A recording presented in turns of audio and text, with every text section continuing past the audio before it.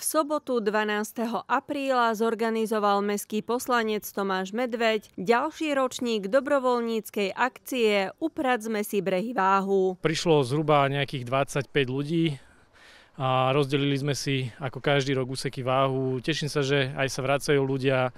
Niektorí už si sami povedia, že my si bereme ten, čo vždy. Z toho, čo som včera s deťmi z doktora Aurela Stodolu zo základnej školy vyzbieral, tak väčšinou sklo, papieriky, špaky, odpadky také menšie. Čo nás nemilo prekvapilo, bola posteľ, gauč alebo niečo tu pri Hlbokom.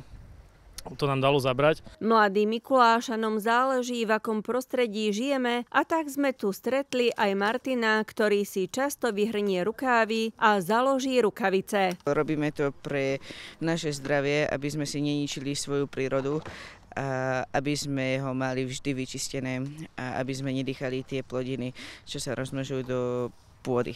Tak mňa prekvapili hlavne tie blatníky od aut a tie pneumatiky z traktorov.